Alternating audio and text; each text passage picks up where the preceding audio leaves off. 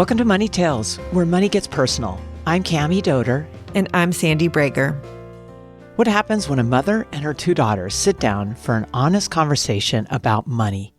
In this episode, musician and singer-songwriter Neda Patra joins us with her daughters, Parmeeda and Patris, to explore the family stories, values, and experiences that have shaped their relationship with money. From spirited debates over spending versus saving to competing over who gets to pick up the restaurant bill, they share how culture, upbringing, and life experiences influence the way each generation approaches financial decisions. Here are 3 money conversations this episode will help you navigate. First, why financial independence starts long before adulthood. Neda explains how a modest allowance, clear boundaries, and letting her daughters make their own spending decisions became practical lessons in budgeting and responsibility. Second, the gap between what schools teach and what teenagers actually need to know. Parmeeda and Patris share why learning about budgeting, credit, jobs, and managing money has become just as important as anything they learned in the classroom. And third, how families can talk about money without making it uncomfortable. This conversation shows how open discussions about spending, generosity, priorities, and different approaches can prepare the next generation for real life. Now it's our pleasure to bring you Neda, Parmeeda, and Patris's Money Tales.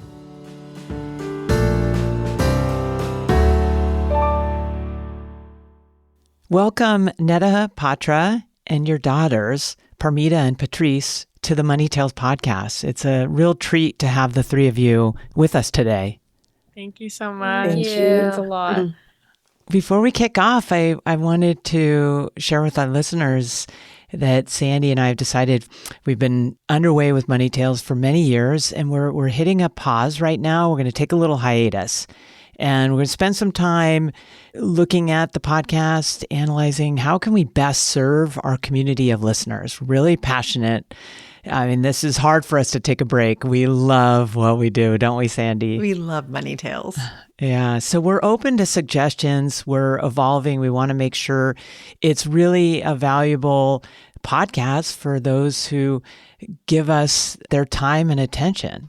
So feel free, if you've got ideas, email Sandy and I, either connect with us on LinkedIn or email us at podcasts@aspiriant.com. It's been a lot of fun. We look forward to doing more in the future. And we're so excited to have the 3 of you here with us today on this final episode for now. Neda, would you kick us off?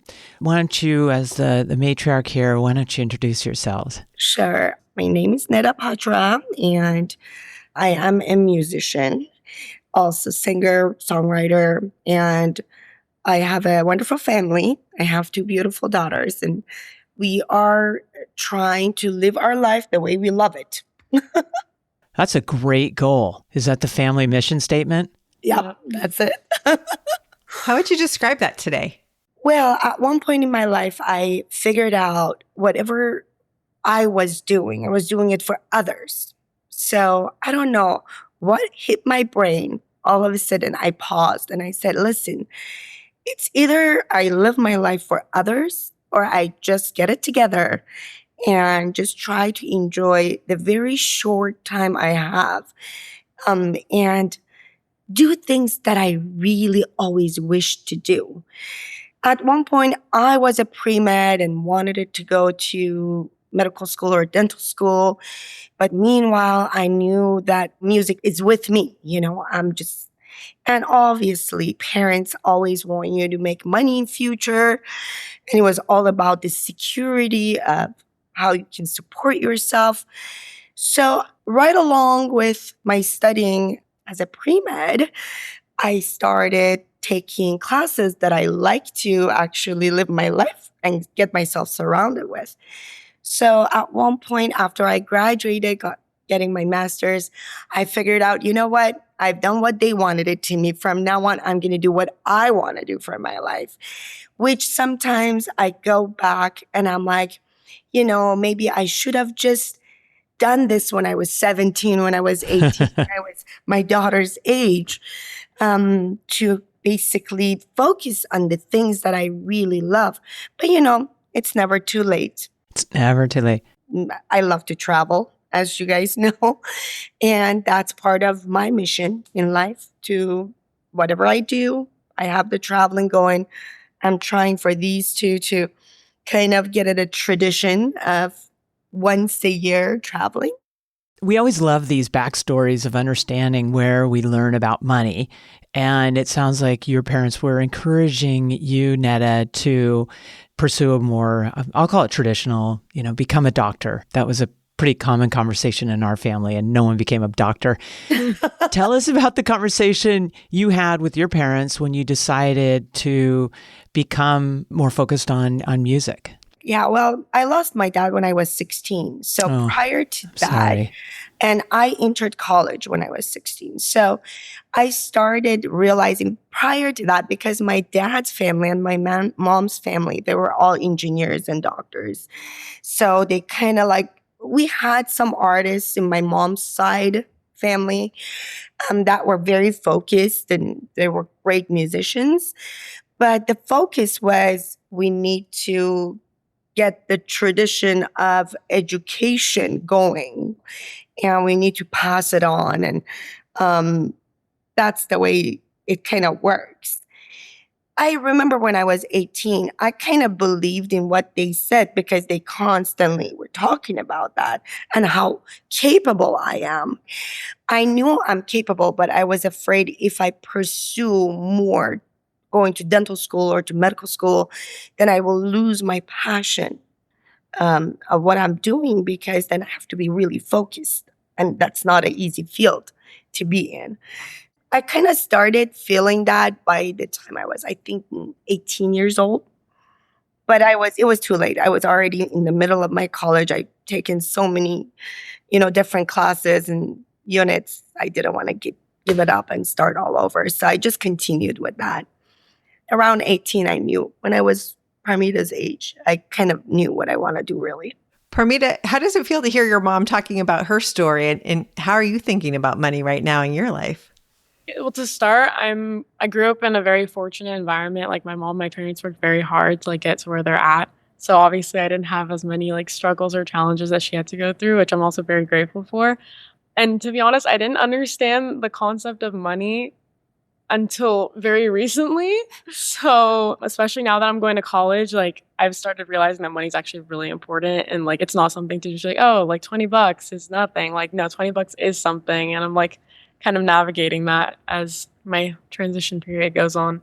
Oh, that's good, Parmeeda. Did you come aware with it because through conversations with your family, or how did you start thinking Yeah, but I think now, because I'm also kind of trying to apply to jobs for experience and everything, and applying to jobs are very difficult because no one wants to hire. But yeah, now I'm kind of realizing, I'm okay, this is a little harder than I thought. So I mean, the conversations did help, but actually doing it and putting the action myself really kind of gave me an eye-opening to. It really helps, doesn't it?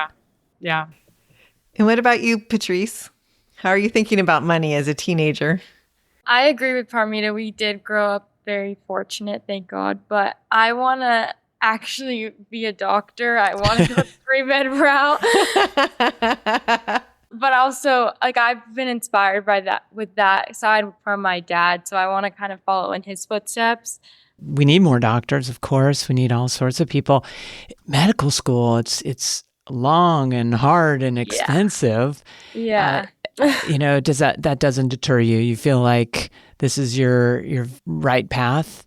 Or how do you think about it? If I could go through it without going to medical school I know. and doing all that, I would. But I'd rather go through that, because I know it's not just the money that I'm doing it for. So Absolutely. For both you girls, when you're with your friends and enjoying life, do you talk about money?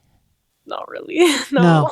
Okay. it depends. They just spend money when they're around their friends. They don't talk about money. It depends. When I have closer friends, sometimes we enter those conversations, but lighthearted friendships, not really. How do you make decisions about money when you're out with your friends? So the Persian tradition, usually when you're out with friends, the tendency is you pay out of kindness. It's I don't know Mostly how on to food. explain it. Mostly Yeah, on so food. if we go out to have food or something, we're always like, I'll pay. And it's like a whole, like, it's like our culture. Well, yeah, we're kind of Americanized, so we're got the best out of the culture. And one of the best that's out there is generosity towards friends and loved ones. So money doesn't really matter when we all go out. One person always like insists to pay So there's no sharing. and no sharing. Like Okay. they're like they insist. They sometimes Sometimes make a they scene. argue, they can make a scene, and it's yeah, like, at the restaurants, it's pretty embarrassing because everyone gets loud to kind of like compete to pay. Everyone is like looking people at you. think that they're literally fighting. It's really bad. We're like, no. We're just trying. One of us is trying to win to pay. We have you like know? strategies. My mom will slide the card under the table to me. I'll go say I'm going to the bathroom, and then I'll go and give it. It's a whole thing. But there's effort. A lot of effort involved. Yeah, but it's a lot of, it's like, At the end of every evening that we dine out, there's always like sometimes like right at the beginning, I'm saying nobody touches their pockets, and they're like, oh, okay. And then once it gets to the bill, everyone is competing again. So it doesn't matter what you say. But one thing about it is when they all go out, I always teach them, give the other person a chance to, because it is very pleasurable to pay for your friends and family.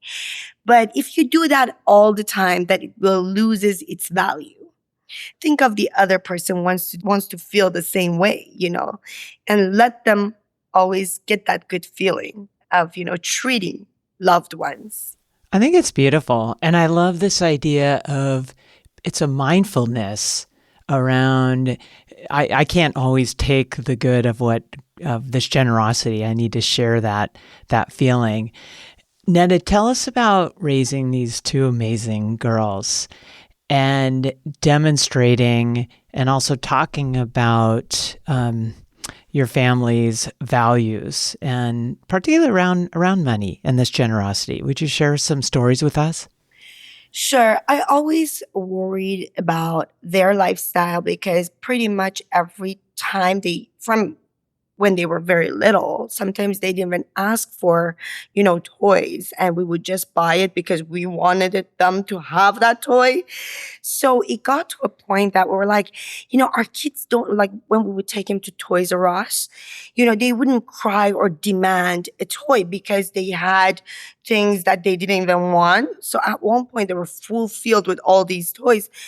And at one point I told my husband, I'm like, I don't know if what we're doing is really, it can be good in ways because, they're not looking to be superficial in future, hopefully.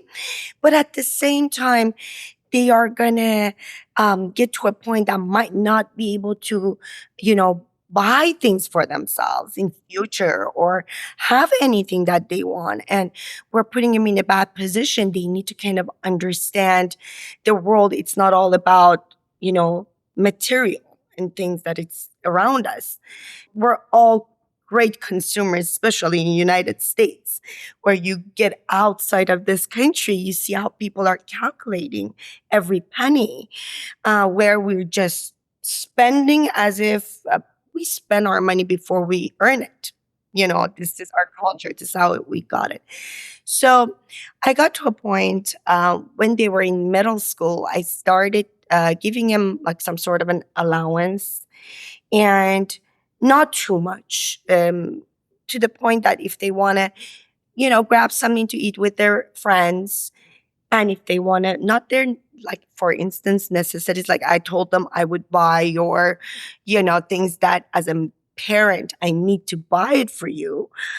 But the rest of the stuff, you need to budget your money and start purchasing your own goods.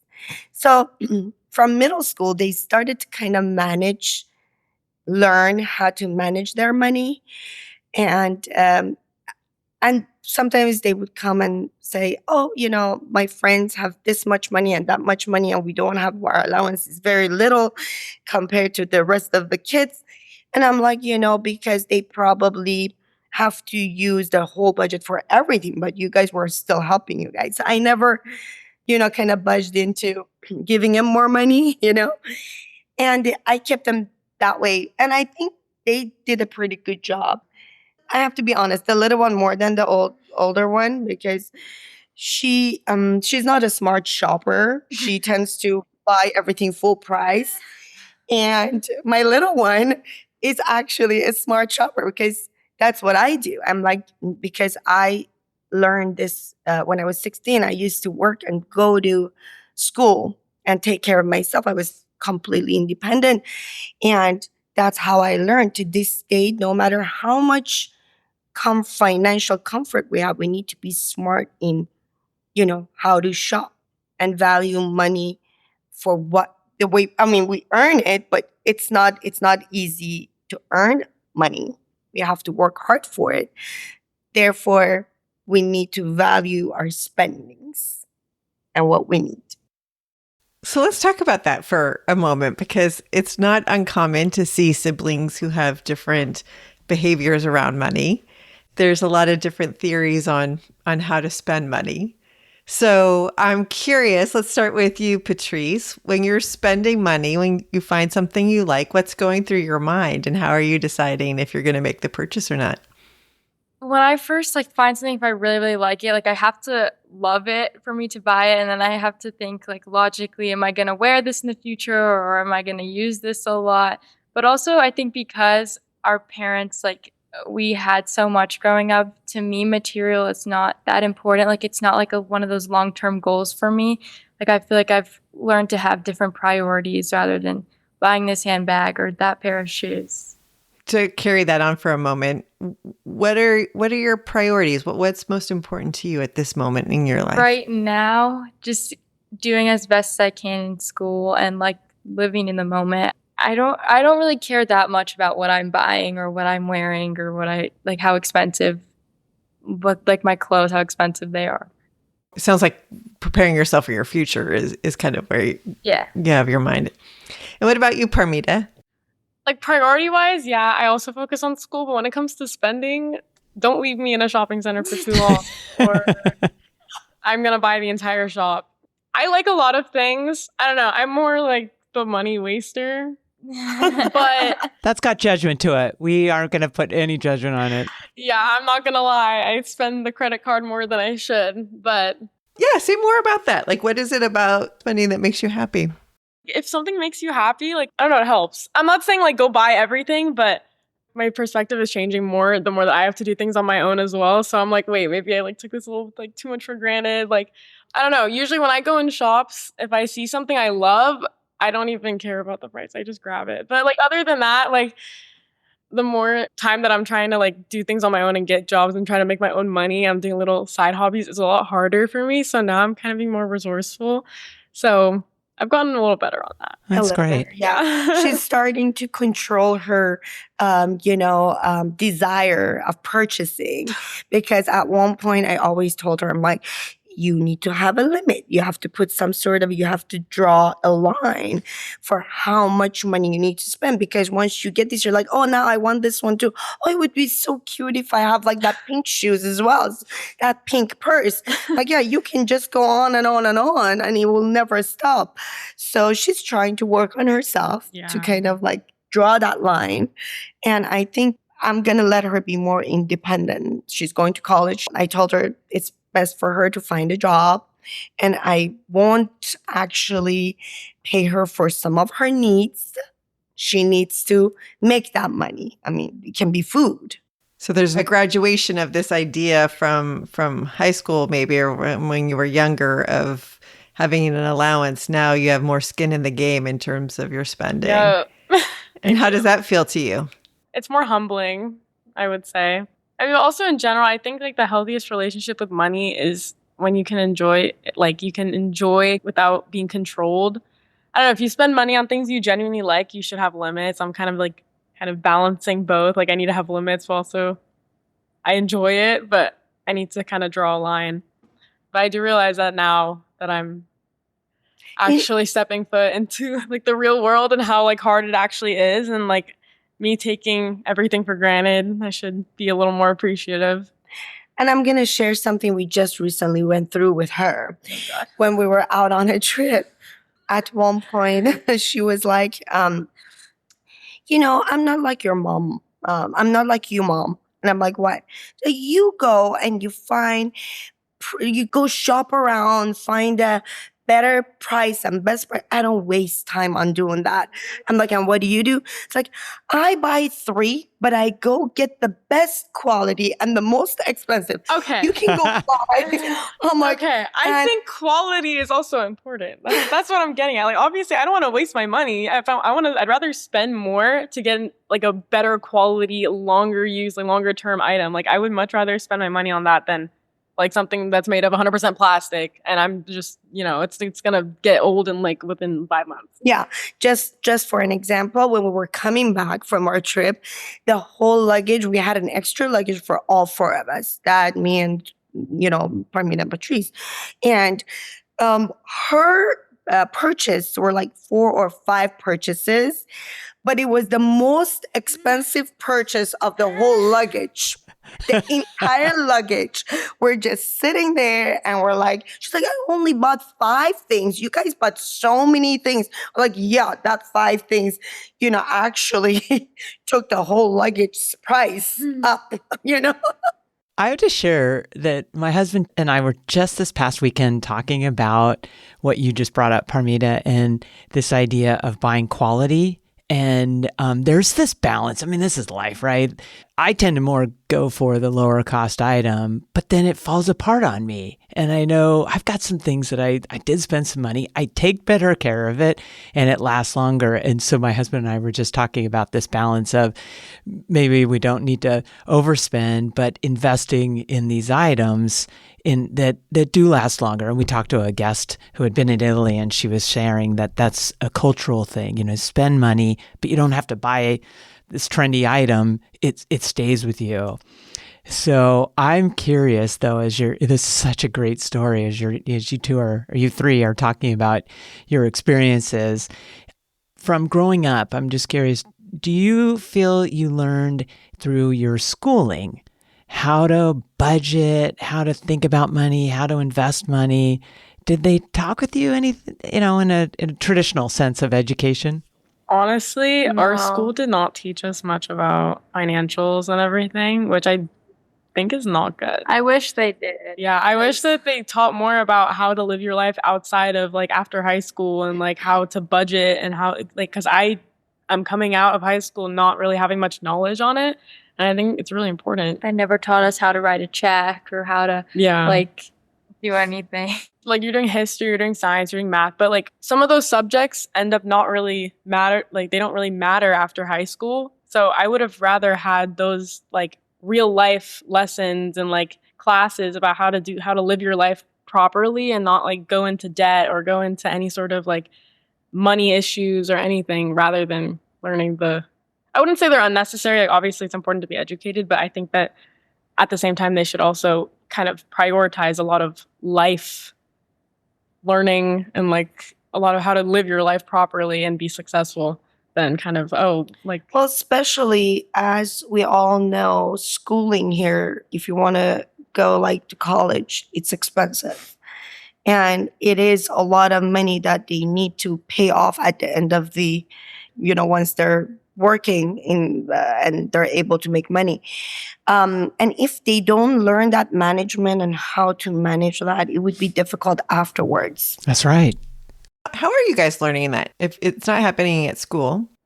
Mostly our parents. My mom's been teaching me about bank accounts and like budgeting and like net income, gross income, like all of that. Good job, and also, Mom. Yeah, good job, Mom. Yeah, I've been watching some like YouTube videos as well. Great. So, I think the budgeting thing, the allowance thing that she does also help because we've only Great been doing experience, right? Yeah, it is. We've only been doing that for a few years, but within those few years, our perspectives have completely shifted.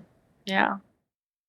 Neda, how do you and your husband think about having money conversations with your girls as they are making that leap from teenage years into becoming full-fledged independent adult women? Yeah, well, my husband is not like the perfect role model for that. As far as money management goes, he's out the door. He's just Parmeeda and my husband are very similar when it comes to spending. And I feel like Patrice is very similar to my thought of dealing with money. So when it comes to having conversation with the girls, with my husband, I'm the one who's talking to three of them. It's not so that's how we do it. And again, I really appreciate my past and being independent, because whatever I'm trying to teach my girls, even my husband, is because I was fully 100% independent and tried to, I grabbed my success with my own hard work. So That's great modeling, and congratulations again on having these conversations. Not all families are able to talk about money, and it's so, so important. And that makes me want to ask each of you our final question, which is, what is your next money conversation going to be, and who will it be with? Let's start with you, Patrice, and we'll go to your mom and then to Parmeeda. Hopefully getting a job, or like getting some kind of job that I can get more exposure in the field that I want to go into, and hopefully start to get paid. So that conversation with whoever I'm in an interview with. Important conversation. I think my next money conversation will be with my parents, kind of about college spending and how I'm going to like spend my money when I'm in college and on my own. So I think that's the next few months, or maybe 2 months, or even a month from now. But yeah. And obviously, my money conversation is always going to be with the husband first. And definitely, my focus is more with Parmeeda, since she's entering a different level of life and it's a more difficult stage of life. I'm hoping that we can have more conversation. I try, because with social media and all the information out there, I try to let them know that I am as experienced as all these, influencers and, social media people, because sometimes I experience that I say the same thing to the girls, but when the social media is talking about the same thing, then they're getting it then. And so I'm like, I've been telling you for years about the same subject. But so hopefully we have we have more trust into sharing experiences when it comes to financial. So that's my wish. Neda, Parmeeda, and Patrice, you all are amazing. Thank you. Before we let you go, Neda, would you share, I believe you have an Instagram handle. Could you share where's a good place for people to follow you on Instagram? What's your... Oh, sure. Thank you for asking that. It's just Neda Patra, Nedapatra. So it's at Neda Patra, and it's Neda Patra official. So, Wonderful. Thank you. We've never done this before. And now reflecting back on our opening where we talked about evolving money tales, I want to do more of these family conversations. You've really shared so much with us, and I've learned a lot through you, and really appreciate you sharing on Money Tales. Thank you for having us on your show. And also, I know your followers and your listeners, they just put their heart into your program. And we are very lucky that we've been on your program. And hopefully, we wish the best for the program. Thank you so much. Thank you.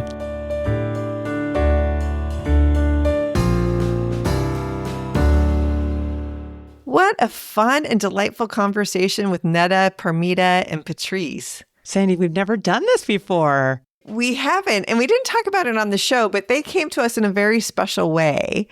So for listeners' benefits, because you know this already, Cami, a friend had reached out and asked if we would donate a Money Tales recording session to a charity that she was helping raise money for. We did that, and it was part of a gift basket with other financial education books and materials. Neda had bid on that particular basket, and that's how we were introduced to her and had such a great conversation with her and her two daughters. I'm so thankful she did bid on it. I remember when we were putting it together, I thought, gosh, does it translate? Would someone actually want to do this? And I'm inspired that they said yes. And, there we had this incredible conversation like we do with clients, but we got to do it on the pod. That's right. Just so wonderful that they're a family who recognizes the importance of money conversations and money education, not just verbally giving lessons, but providing money for the girls to experience and to be able to learn what it's like to make money decisions on their own. You know, when I'm sitting listening as both a host and then a mom, I've got both hats on. And as the mom, I was thinking about my daughter's some similar characteristics, where I have one who's more comfortable spending and one who's really good at saving. And I appreciated that then you got to handle both differently. And I thought that having an allowance, and an allowance that wasn't too large, but it also was an opportunity for them to start touching money and realizing that it's finite, not infinite, and making some important decisions. And learning about themselves too, I'm sure. Yes, I think they did, aligned with their values. Anyway, it was really an incredible seeing it in real life, like how it impacted these young women. Yes, and the focus on generosity when it comes to meals too. Sandy, Really oh fun. man, I love that. So Cami, we're taking a break from Money Tales for a bit, and we want to make sure that our listeners continue to have productive money conversations when they're not listening to us.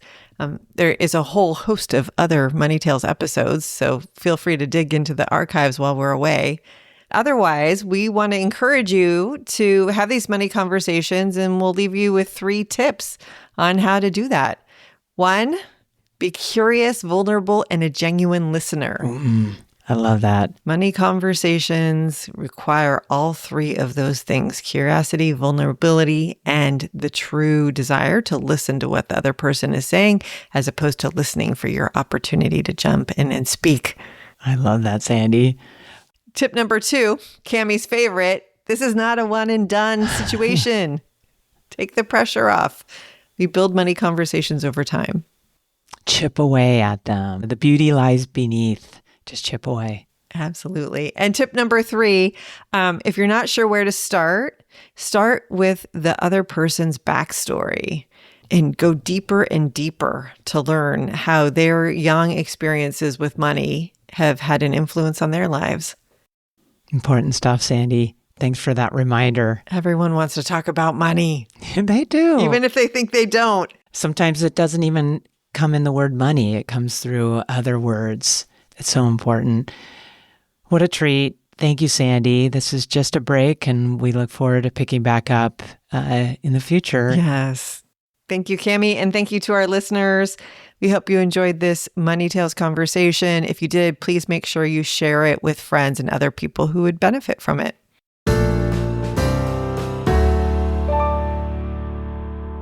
Thanks for listening to the Money Tales podcast.